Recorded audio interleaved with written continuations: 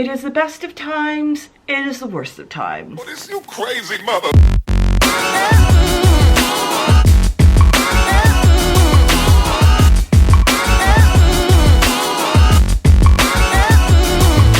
Y'all, I got the Rona, the Omarion, the Omicron. I got the Omicron. Yes, I got COVID. I got the Omicron COVID. I have to look on the bright side. It is the best of times, it is the worst of times. The best of times is, what better variant of COVID to get than Omicron? I mean, I could have caught the Kappa, I could have caught the Delta, the Alpha, the Lambda, I could have caught the Beta. But no, hallelujah, I caught the Omicron. With that, I am still in the midst of it.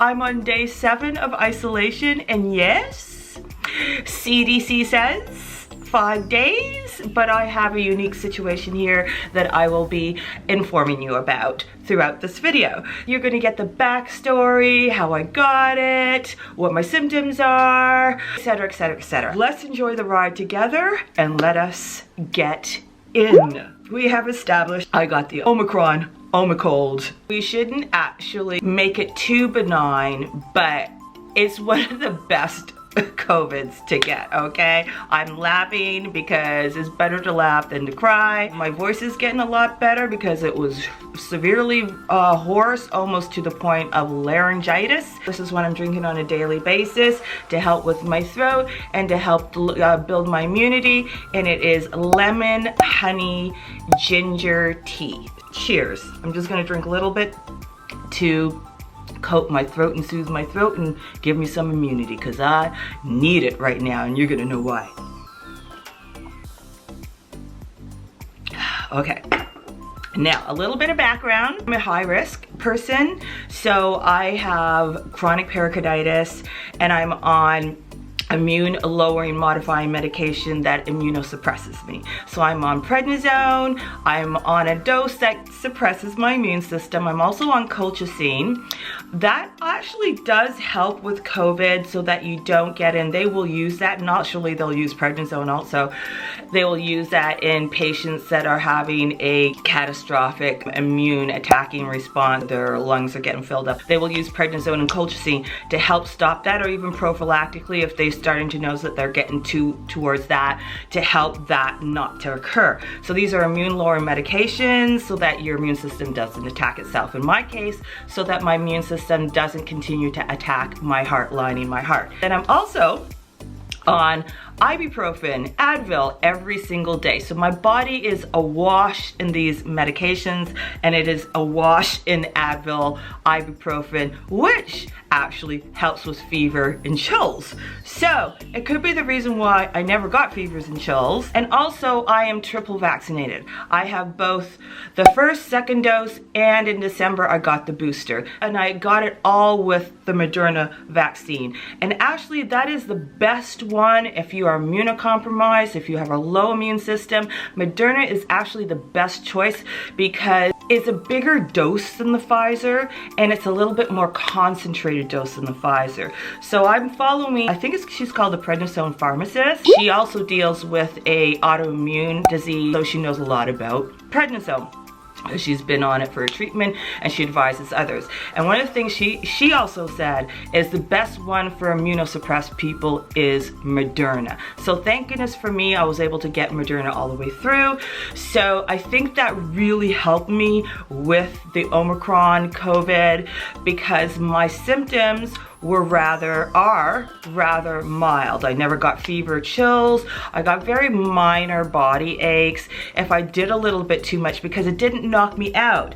I got a little bit of fatigue, but not the kind where you're laying on your back. So I'm at home and I'm going, I want to do this, I want to do this, I want to do this. So I'd been doing a bit of cleaning, but when I do that, my back starts to ache down my spine, and it seems to trigger the Omicron COVID seems to trigger. If you got like any injuries in the past, like I've been always highly active, so I've had a lot of injuries. So I've had spinal tendonitis, so it was activating that, and my spine was sore. My upper back, if I did too much, my upper back would go out. And when I got my first Moderna shot, one of the things that went out was my upper back. It literally felt as if I had, the day before, I had worked out and done 2 hours of bent over flies with heavy weights, okay? My whole upper back, the muscles there were like DOMS, delayed onset muscle soreness, like you wouldn't believe. I could almost hardly move it. And my lower back went out like 2 days into the first Moderna shot. That went out for a whole week. So it was, and that's what was happening with this. Like one of my first symptoms was my lower back went out even before I got the florid symptoms. However, because it was like a couple of days before, I thought it was because where I work, I'm front facing with customers, and one part of my job for about half an hour to an hour is greeting people close to the door. So I thought it was a chill from the door and being static, standing as opposed to moving around. So I just thought it was that, right? Also, one of the first symptoms I got was my voice went severely hoarse, and a laryngitis hoarse where it kind of lowered the volume, not all the way until you're like, but enough where the volume was lowered and I was hoarse. I noticed a couple of days before it happened, it was last Thursday when it happened, I'm on day 7 of COVID isolation. Normally it's 5 days, and after that CDC says that you can be out of isolation, but you need to wear a mask for the next 5 days when you go outside your home. However, I do not agree with that mandate, and I'm in Ontario, Canada, and Ontario likes to follow Canada likes to follow everything that the US does, okay? And especially Ontario, they like to follow, our premier likes to follow whatever the US says. So 5 days, then they take that on, and I don't agree with it. I think it needs to be longer. There have been tests done where like this father had a child who had the Omicron, and her symptoms started to kind of resolve by the 5th day, the 6th day, and officially she could go out, but she would test her, and she didn't get a negative test until day 9. So she could have been gone out and spread COVID all over the place. So I do not agree with this mandate of 5 days. But anywho, so Thursday when I got throat hoarseness, a couple of days before I was feeling odd in my throat, but it wasn't sore, it wasn't itchy, it wasn't any of those things. It was just an odd feeling of I could be getting a sore throat, but not a sore throat. You know what I'm saying? So I was taking it to thinking it was because I was doing YouTube videos, and YouTube videos can throw off my voice and give me a hoarse voice. It has done it before, and especially compiling that with me going to work where I'm talking all the time there. That can take out my voice. So I thought it was that. So those 3 days when my voice was feeling kind of funny like that, my throat was feeling, I thought it was that. And then on Thursday, boom, I woke up and my voice was like hoarse. So I thought, okay, well there you go. It's the YouTube, me doing the YouTube, the talking and then going to work and talking. So I thought it was that. The other thing that happened was on my finger, you can see it's taped here. I have an open sore there. Now I have eczema, winter eczema on my hands, and I've got these major cracks going on. Like I've got a major one there and a major one there, but I woke up to an open sore on my finger, an open sore. So I woke up to the sore throat, not the sore throat, it wasn't even sore, it was just hoarse and laryngitis, kind of.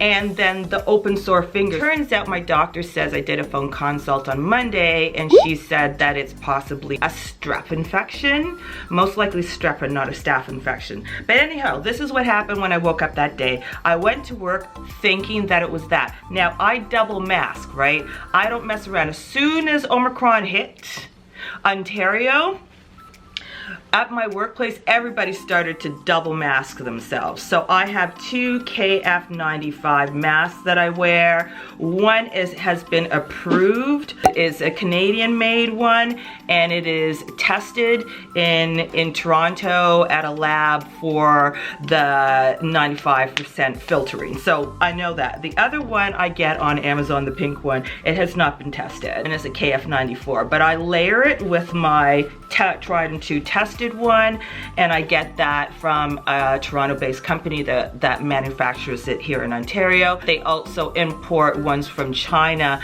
that have been tested in a lab here in Toronto, and it is approved. So I know that I'm getting good masks there, so I double mask. So I don't mess around, right?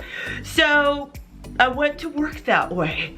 No other symptoms. And then when I came home I get home at around 7:30. By 10:30, that's when the other symptoms came on, the florid symptoms. The runny nose, I was starting to cough, I was starting to get a head congestion. And I said, oh my God, oh me cry, I've got Omicron. So that was a little, that was a bit shocking to me, because I felt really badly that I had gone to work and everything, but what was I gonna do? I had no other symptoms but that, so I thought it was the YouTube stuff. So anyway, I'm very thankful that I always wear double masks. The next day I counted that was Thursday, so Friday I counted that as day 1 of my isolation. Basically, I had those kind of aches and pains that went through my body, but not a whole body thing. I never had a headache, I never had fevers and chills. That might be accounted by the fact that I'm on Advil every day, so the ibuprofen might be helping, but I have a feeling it's more that I've got the booster shot. Basically, my symptoms were mild, so I had the cough, and sometimes it sounded like a COVID cough where at the end you're almost wheezing. That lasted only about 2 or 3 days. By Monday, that COVID cough was starting to lower. There was a couple of days where I was starting to get chest tightness, especially if I started doing too much. I was getting this chest tightness in my lungs. So then I bent over like hot water, steamy hot water, and really kind of covered my head and breathed it in, and that really, really helped. That was one of the things that I was kind of concerned about. So I was able to catch that pretty fast.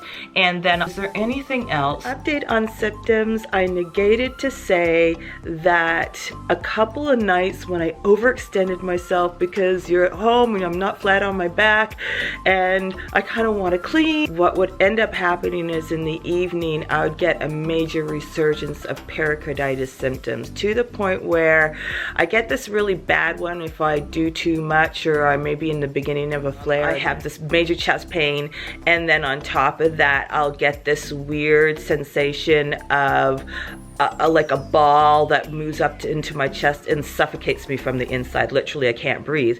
And I have to kind of sit up really quickly, or sit forward, or stand up. It's a very positional thing, and that's typical of pericarditis. To sit up or to sit forward or to even stand will help with the pericarditis pain or slightly lessen the pain. So I will have to do this to stop that suffocation. So I was having a bit of that when I overextended myself, which I don't have as much. I still do, but this was very extreme, so I knew it was COVID related. The other thing is, if I overextended myself, and yesterday when I did the filming, afterwards I went on the phone to talk to a good friend of mine, and also to explain to her how to get the new rapid tests easier for herself.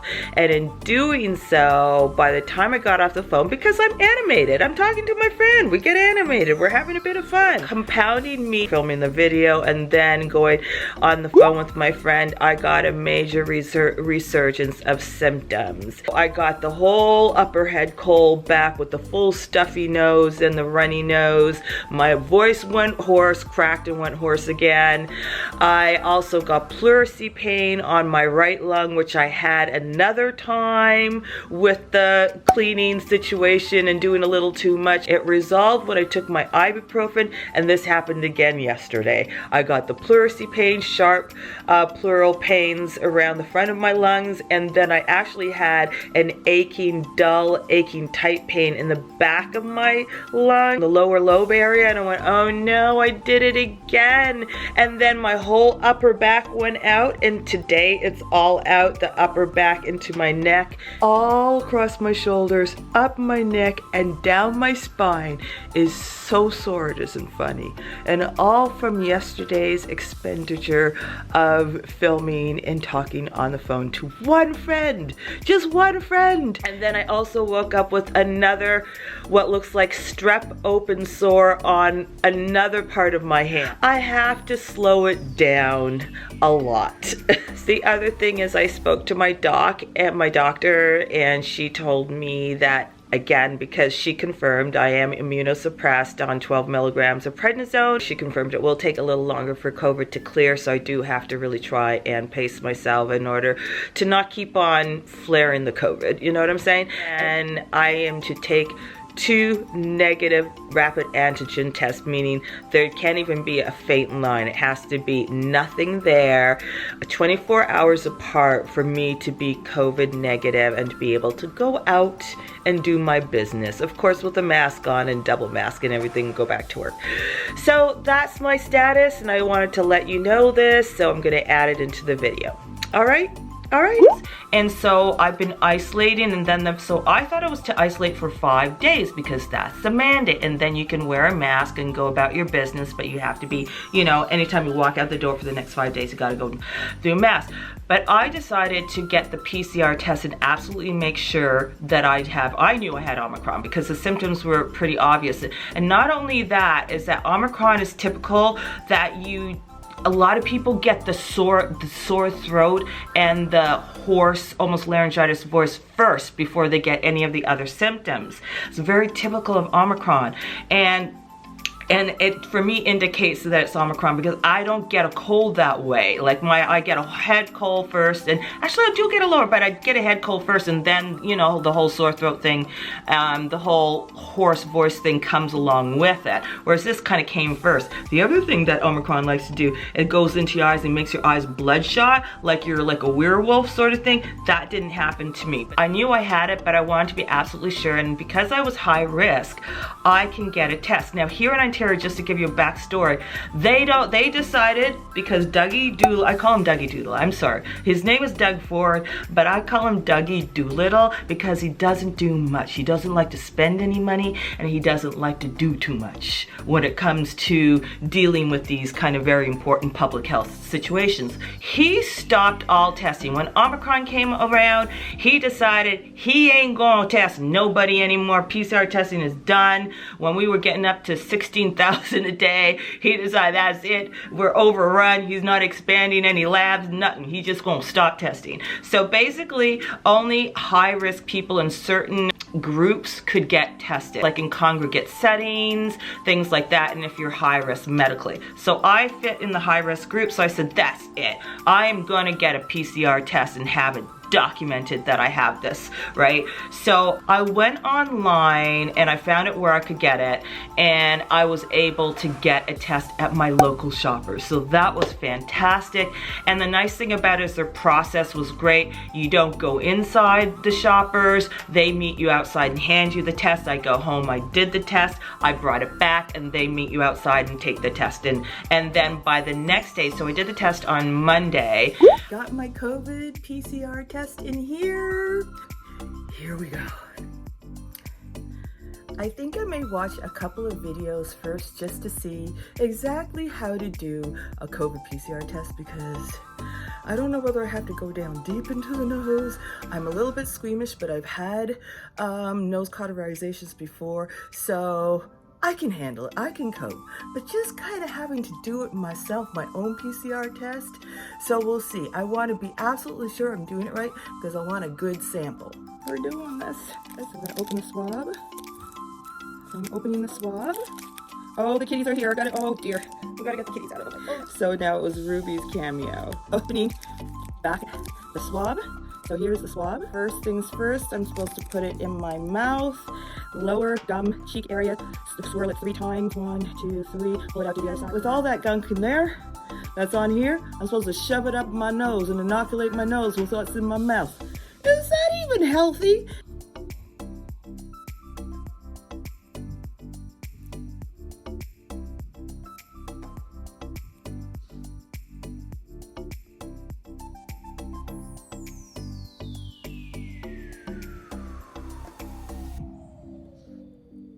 Now my nose. Oh my God, Omicron, what are you doing to me?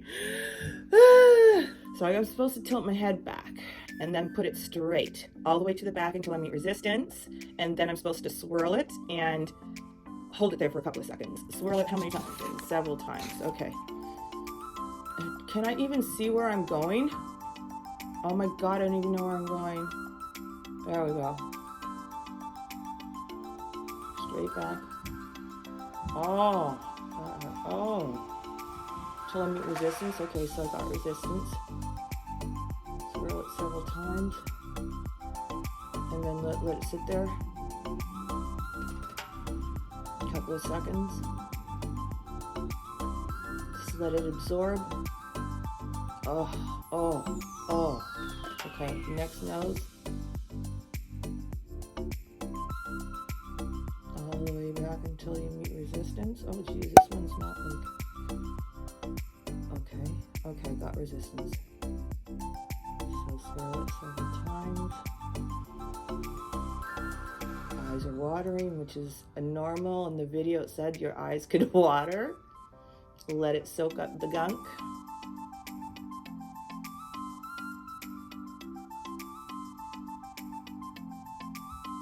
Take it out. And then we're supposed to break it off. I don't see, oh, there it is. There we go. Voila! It's information. Place closed specimen 2 inside the bag with the fully completed test requisition placed inside the bag's external pouch. The form should not be in direct contact with the specimen. Wash your hands and refer to pharmacy inspection for test drop-off location. Please keep at room temperature and return within 2 hours of collection. We did it! Yay! They said that I would get the results back. They would get the results back on Tuesday, and Public Health called me Wednesday, which was yesterday, to tell me I am positive for Omicron COVID. And they told me that I'm positive for COVID. Then they go through all the questions and give you information. When they called, I was on day 5. Yes, I was on day 5. But they asked me, are you immunocompromised? And I said, well, yeah, I'm on this amount of prednisone. Turns out they only tell the public this. So I guess because they're just dealing with the general public, they're gonna give you the general public's guidelines. 5 days of isolation and 5 days of wearing a mask. However, for immunocompromised, and it never got in the news, it never got anywhere, you are still supposed to isolate for 10 days. That's when I found out that little me has to isolate for 10 days, not the 5 days. So I had to call work and let them know that.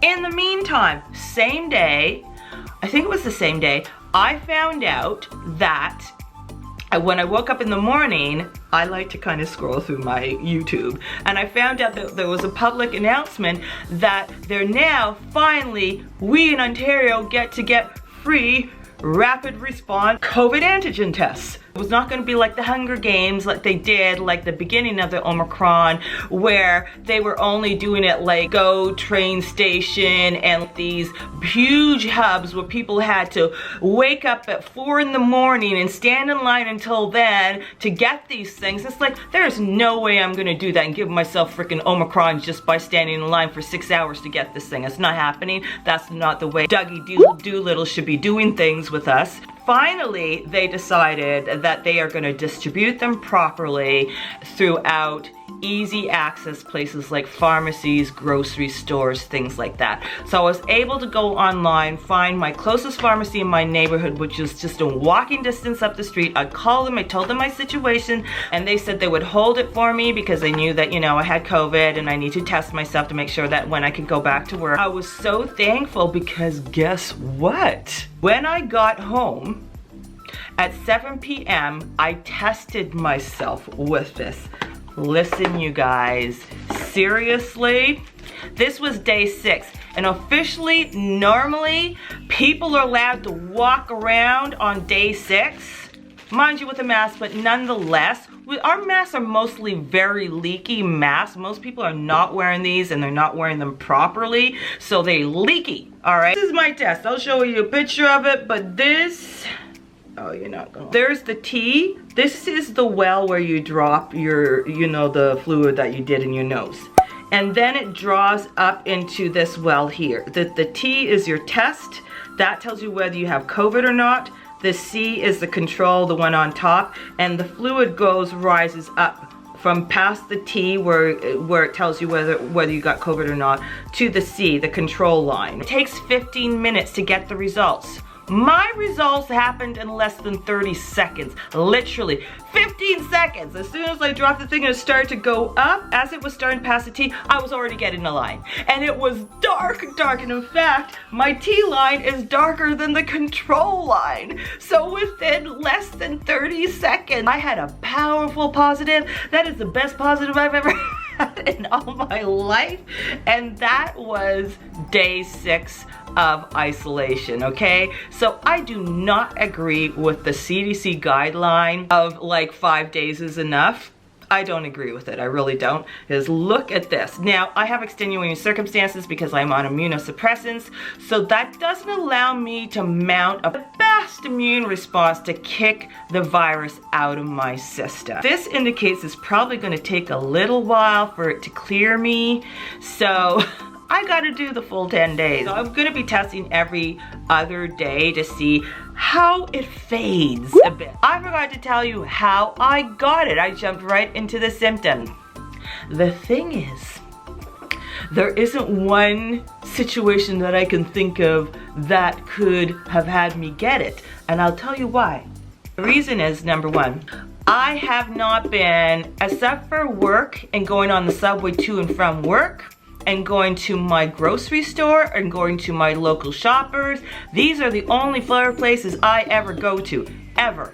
I don't go and hang with friends. Even before Omicron, I didn't hang out with friends, not for a while. They're also a bit immune compromised too. I've not been going to any parties, no get-togethers. I even begged one friend, you know, maybe we could like meet outside and I'll be on one side of the bench, you be on the other, and we'll drink our teas. That didn't work out. It was too cold outside anyways. And then for the past, it just opened up now. The past 2 months, we were in a hybrid lockdown. Restaurants, cafes, and everything were closed for indoor dining. Movie theaters were closed. Even before that, I wasn't going to no movie theater. I would go to a cafe and sit down in my local cafe, and that's as far as it went. So the only exposure that could have really happened that I think it's more my workplace, unfortunately. That or the subway, because literally on the subway, I feel like it's like an enclosed aerosol of COVID cans, especially when there's people that won't wear their mask properly. They wear it under their nose, or they're not wearing the mask at all. So I feel like I'm always playing musical chairs. I get on the car,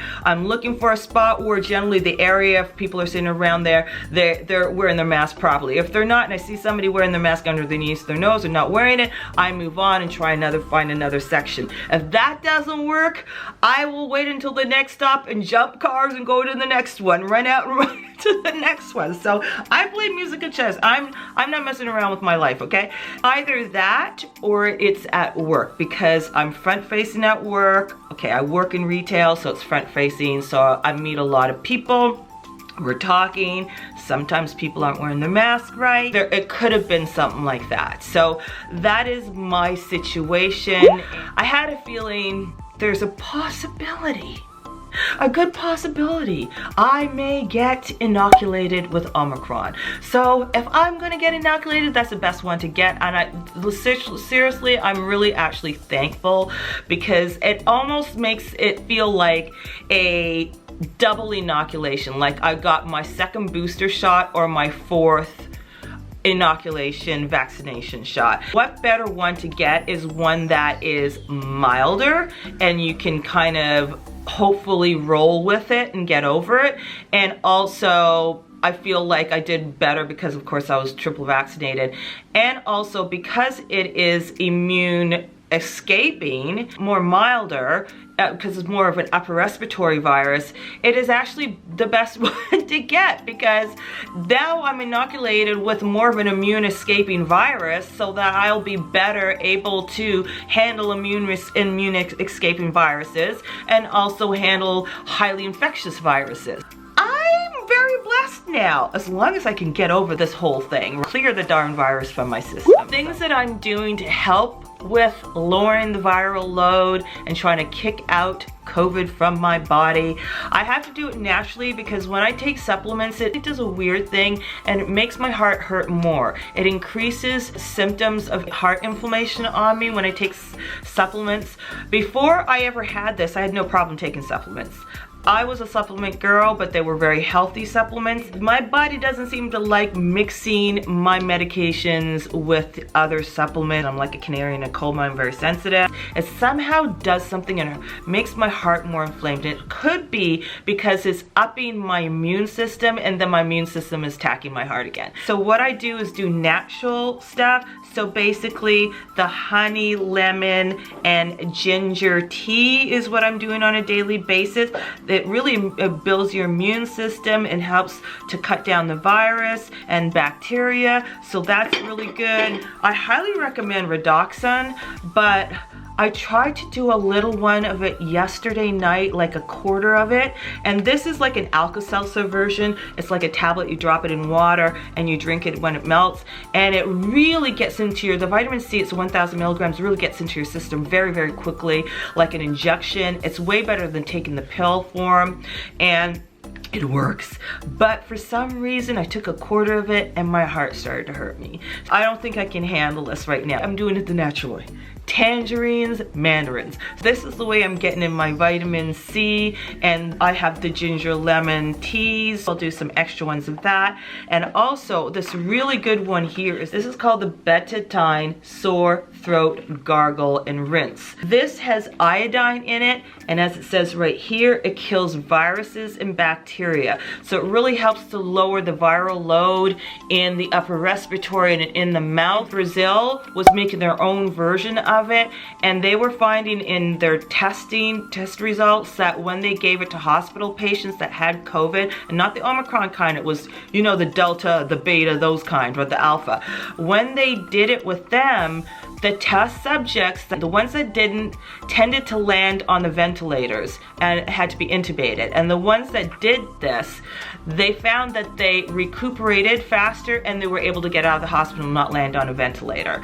And it's because it kills the virus in the mouth and in the throat, lowers the viral load, so it can't keep on replicating and going down into the lungs and replicating there with the older versions of the virus. I highly recommend this, and I've been gargling with this. What you do is you want to rinse your mouth out with it and also gargle with it. So when you rinse, don't gargle with your rinse, spit it out. And then when you gargle, don't rinse with the gargle, spit it out, okay? So do a rinse with it, swish it in your mouth, spit it out, take another one, do the gargle with it, spit it out, do another one with the rinse, spit it out, and do a gargle with it, spit it out. So that's the way I do this. You can do it 2 or 3 times a day, so I try to do it once or twice a day. I have to be diligent about it because I feel that this is what is going to help me to get this viral load down and out of my system. Another one that is really good to take, but I can't take it because I'm on colchicine, and when you're on colchicine you can't take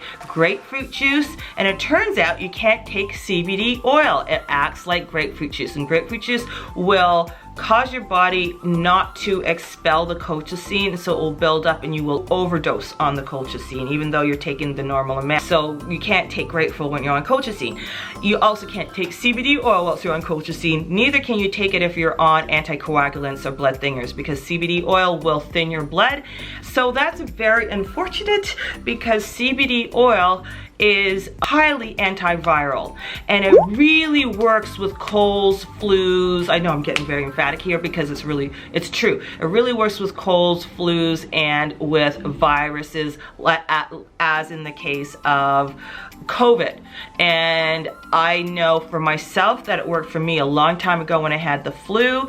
I did it the Jamaican way, where you use the twigs of the herbs and you make a tea and you steep it and you throw out the twigs and you drink the tea. And I had a horrific flu at that time, and I did that, drank it, fell asleep instantly. But when I woke up 2 hours later, the flu was gone. Literally, I woke up born new. I felt so good, like I hadn't had the flu at all. So I was stunned, and I told everybody about it, and I never stopped telling anybody about it since. So it's amazing that they're discovering this now with CBD oil. My friend has a friend who got COVID earlier on when it was really bad in 2020, and he also used the CBD oil. Whilst everybody else was going down with the count, with the CBD oil, he got over it really quickly, had no complications. So with that, I wish I could do the CBD oil. And if your cats or your pets get COVID, give them lysine supplementation, because it works the same way with my two cats have the herpes virus, which is an upper respiratory cold for cats.